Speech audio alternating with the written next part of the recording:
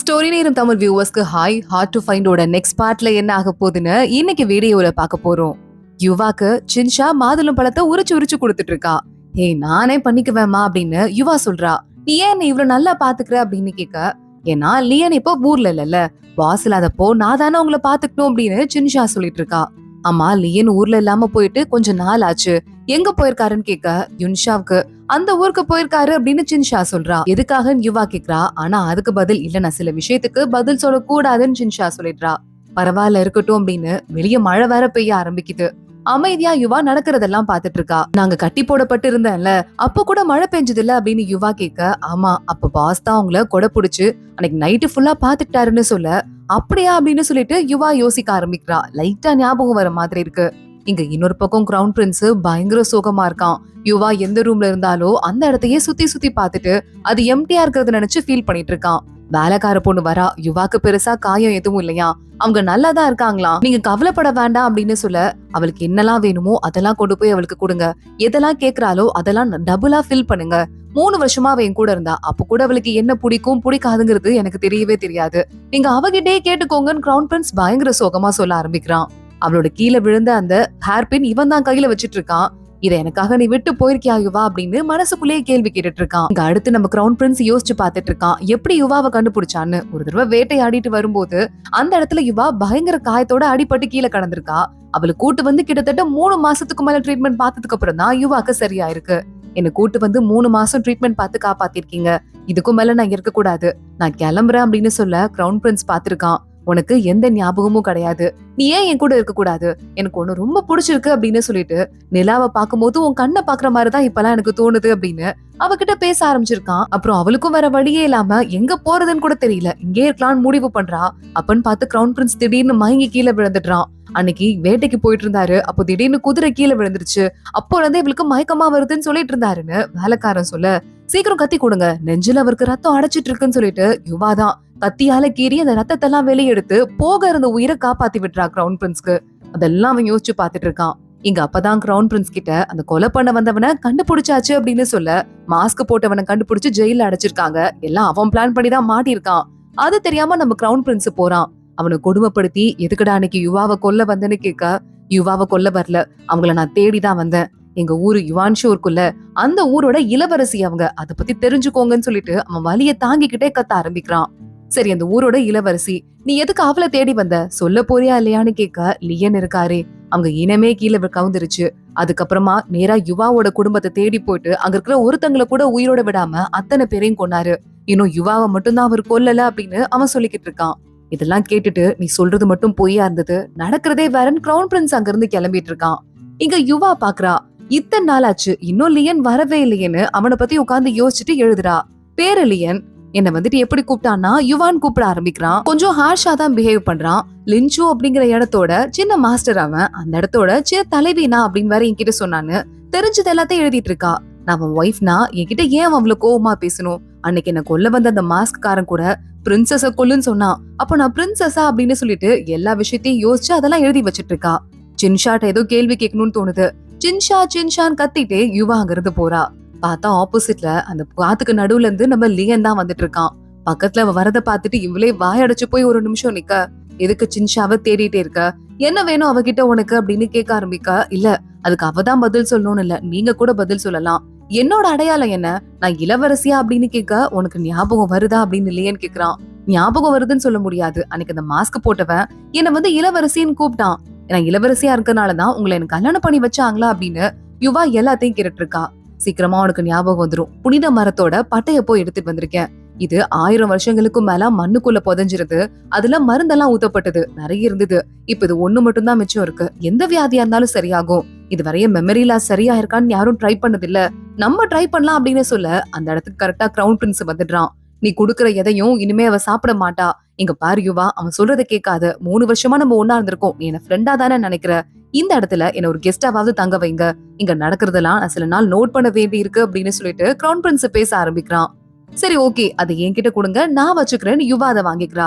தப்பி தவறி தூக்கி போட்டுறாதீங்க, கஷ்டப்பட்டு இவர் போய் எடுத்துட்டு வந்திருக்காரு, இன்னும் ஒண்ணுதான் இருக்கான் அப்படின்னு சொல்லிட்டு யுவா அதை நீங்க அடிச்சுக்காம இருங்க, சாப்பிடுறதா இல்லையான்னு நான் பாத்துக்கிறேன்னு அங்க இருந்து கிரவுன் பிரின்ஸ கூட்டு போயிட்டு அவர் என்ன காயமே படுத்தல, என்னாச்சு ஏன் பயந்துட்டு இருக்க அப்படின்னு கேட்க ஆரம்பிக்கிறா. நீ அவனோட எக்ஸ் ஒய்ஃப்ங்கிறது உண்மை அப்படின்னா அவன் கண்டிப்பா உன்னை கொல்லதான் வந்திருக்கான் யுவா.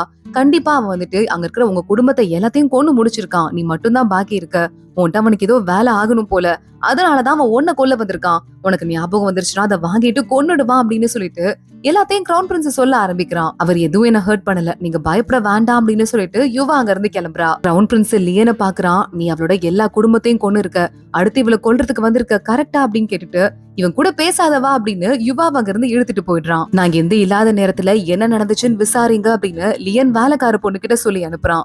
அன்னைக்குன்னு பார்த்து நம்ம யுவா இருக்கால, கையில சாப்பாடு எடுத்துட்டு லியன் ரூம் கதவை தட்டிட்டு இருக்கா. யாருமே திறக்கல. வெளிய வேலைக்கார பொண்ணு கிட்ட ஏன் லியன் ரூம்ல இல்லையான்னு கேட்க அவர் உள்ளதான் இருக்காரு, திறக்காம இருந்திருப்பாரு அப்படின்னு சொல்ல லைட்டே எரியலையே அப்படின்னு யுவா சொல்றா. அவருக்கு வெளிச்சம் அப்படின்னு சொல்லிட்டு அந்த பொண்ணு இல்ல அவருக்கு வெளிச்சத்துல அவ்வளவா இருக்க பிடிக்காது அப்படின்னு சமாளிக்கிறா. சரி ஓகே அப்படின்னு மறுபடியும் யுவா கதவை தட்டுறா. ஓபன் ஆகல. நான் உள்ள வர போறேன் அப்படின்னு அவளே சொல்லிட்டு வாலண்டியரா உள்ள போறா, கையில சாப்பாடு தட்டு எடுத்துட்டு. எதுக்கு இங்க வந்திருக்க அப்படின்னு லியன் கேட்க, சாப்பிடலாம்ல, இன்னைக்கு வந்து கிரவுன் பிரின்ஸ் இருக்கதால ஒன்னா உட்காந்து சாப்பிட உங்களுக்கு பிடிக்காதுன்னு தெரியும், அதான் நான் எடுத்துட்டு வந்திருக்கேன். அன்னைக்கு எப்படி நீங்க கூட புடிச்சிட்டே இருந்தீங்களோ விடிய விடிய, அந்த மாதிரி அப்படின்னு ஞாபகம் வந்து ஒரு மாதிரி பாசத்தோட சொல்ல ஆரம்பிக்கிறா. இது லியன்கே ஒரு மாதிரி வந்து வெக்கம் வர ஆரம்பிச்சிருது. மேல இருக்க கேண்டில ஊதிட்டு நீ வெளியே போ, நான் வெளியே வந்தே சாப்பிட்டுக்கிறேன்னு இவள அங்க இருந்து துரத்தி விட்டுறான். அடுத்து லியன் கிட்ட சின்ஷா பேசுறதுக்கு வரா. அந்த கிரவுன் பிரின்ஸ் இருக்கான்ல, கொலைகாரன் மாஸ்க் போட்டவன கண்டுபிடிச்சிருக்கான், அவங்க கிட்ட இருந்து நான் ஒரு நோட்டை வேற திருடிட்டு வந்திருக்கேன் அப்படின்னு சொல்லிட்டு உங்க கேஸ பத்தி தான் அவங்க விசாரிச்சுட்டு இருக்காங்கன்னு சொல்ல, இந்த ஊரோட இளவரசன் எதுக்காக எங்க ஊர் கேஸ பத்தி விசாரிக்கணும், அதுவும் கொலைகாரனை பிடிச்ச விஷயத்த என்கிட்டயோ யுவா கிட்டயோ ஏன் சொல்லல அப்படின்னு லியன் யோசிக்க ஆரம்பிக்கிறான். 3 பேரும் ஒன்னா உட்காந்து சாப்பிடலான்னு உட்காடுறாங்க. அப்ப கூட கிரவுன் பிரின்ஸும் லியனும் மாறி மாறி அடிச்சிட்டு இருக்காங்க. இல்ல நம்ம யுவாக்கே கடுப்பா இருக்கு, நான் சாப்பிடவே வரல அப்படின்னு அங்க இருந்து எந்திரிக்கிறா. டக்குன்னு ஸ்லிப் ஆயிடுது. அங்க இருக்க விளக்கு மேல விழ போயிட்டு இருக்கா. அவளை தாங்கி காப்பாத்துற அப்படின்னு நம்ம லியன் வந்து காப்பாத்திடுறான். ஆனா விளக்கு மேல அவன் ட்ரெஸ் பட்டு முதுகுல லேசா பத்தி தெரியுது. கையில நெருப்பு எரிய ஆரம்பிக்குது. ஐயோ உங்க ட்ரெஸ்ல எரியுது அப்படின்னு சொல்லி அவ கத்தும் போதே லியன் வேகமா அப்படியே அந்த ட்ரெஸ்ஸ கலட்டி கீழே போட்டுடுறான். கையில இருக்கிற நெருப்ப கூட அந்த பக்கமா வர கிரவுன் பிரின்ஸ் தண்ணி ஊத்தி அடைக்கிறான். லியன் நேரா உள்ள போயிடுறான் சாப்பிடாமலே. அன்னைக்கு மறுபடியும் நம்ம யுவா லியனை பாக்குறதுக்கு போயிட்டு இருக்கா. அப்போ லியன் ரோட்ல ஒரு குழந்தையும் அப்பாவும் போயிட்டு இருக்காங்க. விளக்கு அணைஞ்சு போச்சுப்பா, பயமா இருக்குன்னு அந்த குழந்தை கட்டுது. அவன் இதயத்துக்கிட்ட ஒரு கல்லு மாதிரி இருக்கும்ல, அதை எடுத்து அந்த விளக்குல வெளிச்சமா ஏத்துறான். இதை யுவா பாத்துடுறா. சிரிச்சுட்டே பக்கத்துல வந்து உட்காடுறா. அப்ப அன்னைக்கு வந்து என்கிட்ட மின்மினி பூச்சி வந்துச்சு, அதுவும் நீதானான்னு யோசிச்சுட்டே பக்கத்துல உட்காந்துட்டு சட்டைய கலட்டு அப்படின்னு சொல்றா. தேவையில்லாம பேசாத அப்படின்னு லியன் இவளை பார்த்து முறைக்கிறான். மருந்து போடணும்பா அப்படின்னு சொல்லிட்டு அவளே ஷர்ட்டை ரிமூவ் பண்ணிக்கிறா. வெக்கமா இல்லையா உனக்கு, நீ ஒரு பொண்ணு தானே அப்படின்னு லியன் கேக்குறான். டாக்டர் வேலை பார்க்கும் போது பொண்ணு பையன்லாம் பார்க்க கூடாதுன்னு சொல்லிட்டு, இன்னும் உன் உடம்புல இவ்ளோ காயம் இருக்கு, எதனால உன்னை நிறைய பேர் காயப்படுத்தி இருக்காங்களா, அது மட்டும் இல்லாம உனக்கு நெருப்புனா பயம் இருக்குதானே அப்படின்னு கேக்குறா. அது எப்படி உனக்கு தெரியும் லியன் கேட்டுட்டு இருக்கான். ஒரு ரூம் எப்ப பாரு இருட்டுலதான் இருக்கு, வெளிச்சமே உனக்கு இல்லவே இல்ல, நெருப்பே ஏத்திக்க மாட்டிக்கிற, அதை வச்சுதான் நான் கண்டுபிடிச்சேன் அப்படின்னு அவ சொல்லிட்டு, எப்படிதான் இவ்வளவு வருஷம் கஷ்டப்பட்டு வாழ்ந்தீங்கன்னு சொல்லிட்டு காயத்துல அப்படியே ஊதி விட்டுட்டு இருக்கா. லியனுக்கே ஒரு மாதிரி மனசே கொஞ்சம் கொஞ்சமா மாற ஆரம்பிக்குது. இவ கட்டு போட்டுட்டே இருக்கும்போது இப்போதைக்கு எனக்கு எதுவுமே ஞாபகம் வரல. கிரவுன் பிரின்ஸ் 3 வருஷத்துக்கு முன்னாடி என்ன காப்பாத்தினான், காப்பாத்தி அவன் என்ன நேரம் அரண்மனைக்கு கூட்டு போயிட்டான், அதுக்கப்புறத்துல மட்டும் தான் எனக்கு ஞாபகம் இருக்கு அப்படின்னு யுவா சொல்றா. காயத்துல தண்ணி படாம பாத்துக்கோ, கட்டு போட்டு விட்டுட்டேன் அப்படின்னு அவ சொல்லிட்டு இருக்கும் போதே நல்ல நட்சத்திரங்களா தெரியுது. நட்சத்திரத்தையே அடிக்கடி பாத்துட்டே இருக்க, யாராலையும் பார்க்க முடியாதத உன்னால பார்க்க முடியுதா அப்படின்னு யுவா கேக்குறா. நட்சத்திர கூட்டம் பக்கத்துல இருக்கலாம் பாரு, அதனாலதான் நான் பாக்குறேன் அப்படின்னு லியன் சொல்லிட்டு இருக்கான். அன்னைக்கு மின்மினி பூச்சி மாதிரி அமிச்சியே, அது கூட நல்லாதான் இருந்தது. நீ ரொம்ப நல்ல பையனாதான் கண்டிப்பா இருக்கணும், உன்னால வெளிச்சத்தை பார்க்க முடியாட்டி கூட அடுத்தவங்க வெளிச்சத்தை பார்க்கணும்னு சொல்லிட்டு நீ ரொம்பவே வந்து மெனக்கெடுற. நான் இனி என்கிட்ட இவ்ளோ ஹார்ஷா பேசுறேன்னா நான் உன்கிட்ட தப்பா ஏதோ மோசமா பிஹேவ் பண்ணிருக்கணும், அது எனக்கு புரியுது. இந்த மருந்து பாரு, நான் வாங்கி வச்சிருந்தேன், இதை உன்கிட்டயே கொடுக்குறேன். ஏன்னா அது எப்படி மருந்து செய்யணும்னு எனக்கு தெரியாது, காய்ச்சி கொடுக்கணுமா இல்ல வேக வச்சு சாப்பிடணுமா, அது என்னவோ அதை பண்ணி நீ என்கிட்ட கொடு, நான் அதை சாப்பிடுறேன். நான் என்ன தப்பு பண்ணிருந்தாலும் அதுக்கான பிராயச்சித்தத்தை நானே தேடிக்கிறேன் அப்படின்னு யுவா சொல்றா. இத அங்க இருந்து கிரவுன் பிரின்ஸ் பாத்துடுறான். அவளுக்கு ஞாபகம் வரணும்னு அவளுக்கே இன்ட்ரெஸ்ட் இருக்கு போல அங்க இருந்து கோச்சிட்டு வந்துடுறான். ஆனா லியன் ஏதாவது அவளை பண்ணிடுவானோன்னு பயமா இருக்கு. அவனுக்குன்னு வீக்னஸே இல்ல, நம்ம என்ன பண்றதுன்னு அசிஸ்டன்ட் கேட்க, வீக்னஸா அப்படின்னு எதையோ பத்தி யோசிக்க ஆரம்பிக்கிறான். யுவா மறுபடியும் உள்ள போயிட்டு அவனுக்கு வெளிச்சோன்னா பயம் இருக்கு, ரொம்ப நல்ல பையன் ஆனா அழுத்தக்காரன்னு லியனை பத்தி எழுத ஆரம்பிக்கிறா. அடுத்தவளுக்கு ஏதோ ஒரு ஐடியா வருது. சின்ஷாவை பார்த்து நான் கேக்குற திங்ஸ் எல்லாம் வாங்கி கொடுக்கணும் அப்படின்னு சொல்லிட்டு எழுதுறா. நீ என்ன மருந்து செய்யறன்னு கேட்டா சின்ஷா ஆனா அதுக்கு பதில் சொல்ல மாட்டேங்கிறா. நேரா கடைக்கு போயிட்டு திங்ஸ் எல்லாம் வாங்கிட்டு வந்துடுறா. ரொம்ப தேங்க்ஸ் அப்படின்னு சொல்லிட்டு யுவா அன்னைக்கு நைட்டு லியனோட ரூம்குள்ள போறா. லியன் உள்ள வந்துடுறான். என் ரூம்ல என்ன பண்றேன்னு கேட்க, உங்களுக்கு ஒரு சின்ன கிஃப்ட் வச்சிருக்கேன், ஒரே ஒரு நிமிஷம் அப்படின்னு அங்க ஒரு ஸ்கிரீன் ஒண்ணு இருக்கு. அந்த ஸ்கிரீனை ரிமூவ் பண்ணி விட்டா உள்ள நெருப்பே இல்லாம வெளிச்சம் வர மாதிரி ஒரு விளக்கு ஒண்ணு எரியுது. ஃப்ளூரைட்டை ஃபில் பண்ணி வச்சிட்டு இருக்கேன். இதுல ஃப்ளூரைட் இருக்க வரைய உங்களுக்கு ரொம்ப பெரிய வெளிச்சம் இல்லாட்டி கூட ரூம்குள்ள வெளிச்சம் இருக்கும். இதுக்கு மேல இருட்டிலேயே வாழ வேண்டாம், நெருப்பும் வேண்டாம்ல, அதுக்காக தான் அப்படின்னு யுவா சொல்லிட்டு இருக்கா. இதெல்லாம் எதுக்கு பண்ற அப்படின்னு கேட்டா, ஏன் பண்றேன்னா, நீங்க என் மேல கருணை காட்டும் போது நான் உங்களுக்கு காட்டக்கூடாதா என்ன? மத்தவங்களுக்கு வெளிச்சம் காட்டுறவங்களுக்கு நான் வெளிச்சம் காட்டக்கூடாதா என்னன்னு சொல்லிட்டு இவ கேக்குறா.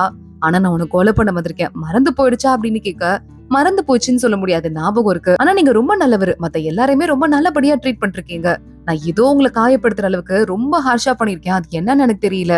அதை நான் சரி பண்ணுன்னு சொல்லிட்டு ஆசைப்படுறேன், சாரி அப்படின்னு அங்க இருந்து நம்ம யுவா கிளம்பி வெளியே போறா.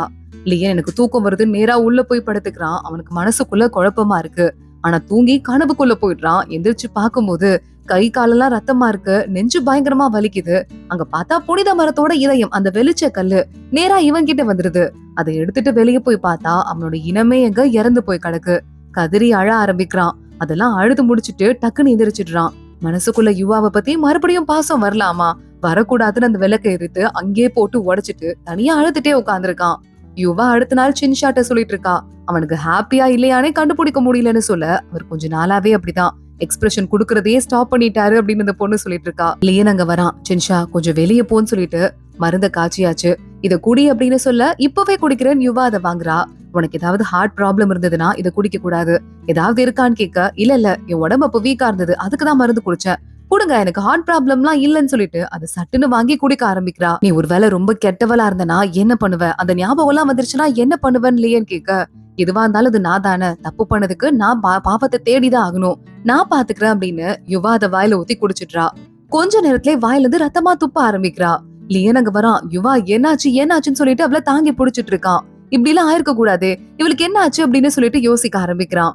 உள்ள உட்கார வச்சு ட்ரீட்மெண்ட் பாத்துட்டு இருக்கான். அப்ப கிரவுன் பிரின்ஸ்க்கு தகவல் வந்துருது, ஏதோ யுவாக்கு முடியலன்னு. கிரவுன் பிரின்ஸ் வேகமா கிளம்பி என்னடா பண்ண அப்படின்னு சொல்லிட்டு வேகமா வந்து உள்ள லியன் கூட சண்டை போட ஆரம்பிக்கிறான். லியனும் அவனும் மாறி மாறி அடிச்சிட்டு இருக்கும் போதே, அவளை நான் காப்பாத்துறதுக்கு தான் வந்திருக்கேன், கொஞ்ச நேரம் அமைதியாரு அப்படின்னு லியன் போய் அவ பக்கத்துல உட்காந்துட்டு, அவளுக்கு ஹார்ட் ப்ராப்ளம் ஏதாவது வந்துதான்னு கேட்க, ப்ராப்ளம் வந்துதாவா, அவளை நாங்க கண்டுபிடிக்கும் போதே ஹார்ட்ல எக்கச்சக்கமா காயங்கள் இருந்தது, டாக்டருக்கு என்ன பண்றதுனே தெரியல, அதுக்கப்புறம் தான் நாங்க மருந்து கொடுத்து சமாளிச்சோம், ஆனா நீ மறுபடியும் வந்து நெஞ்சிலேயே குத்திட்ட, எல்லாத்தையும் மறந்துட்டியா அப்படின்னு கேட்க ஆரம்பிக்க, லியனுக்கு கஷ்டமா இருக்கு. கொஞ்சம் நெஞ்ச பாக்குறான், ஒரு பெரிய காயம் இருக்கிறது அவனுக்கே தெரியுது. என்ன பண்ற அப்படின்னு கிரவுன் பிரின்ஸ் கேட்டுட்டு இருக்கும் போதே அவ கையில வேகமா ஒரு கீரல் போட்டுடுறான். அவளை காப்பாத்துறதுக்கு தான், வாயை மூடிட்டு அப்படின்னு.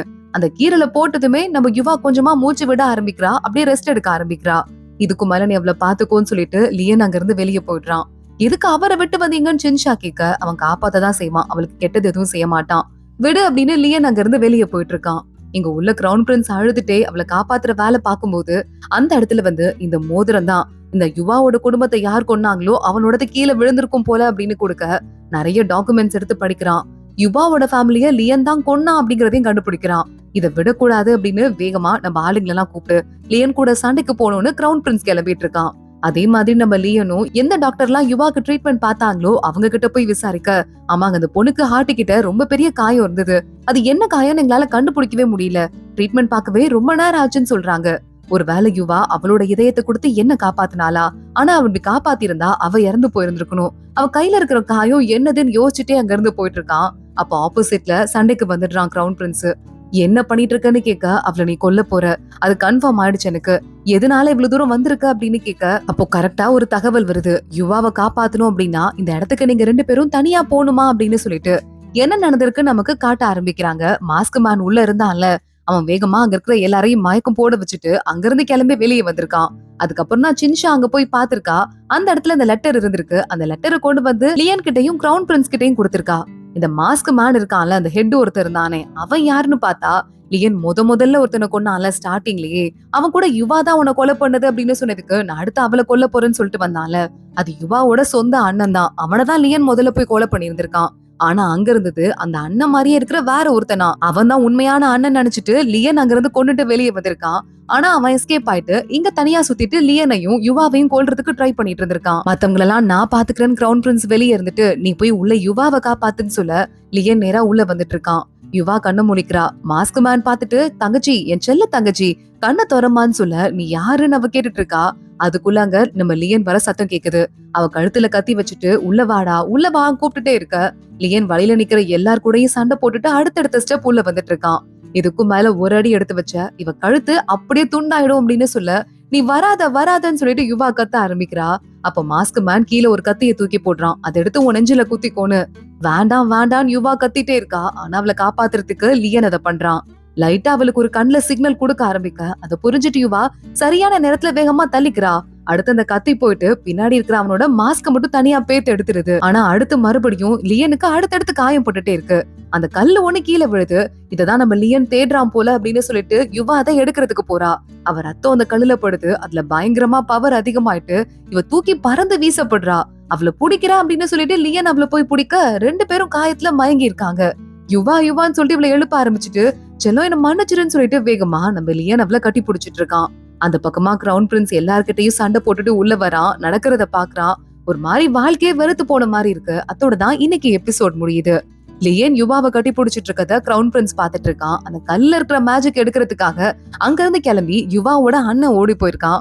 அடுத்து என்ன ஆக போகுது தொடர்ந்து பார்க்கலாம். இந்த வீடியோவை லைக் பண்ணிக்கோங்க. மறக்காம நம்ம சேனலுக்கு சப்ஸ்கிரைப் பண்ணிட்டு பெல் ஐகானையும் கிளிக் பண்ணிக்கோங்க. அடுத்த வீடியோல பார்க்கலாம். அது வரைய பாய்.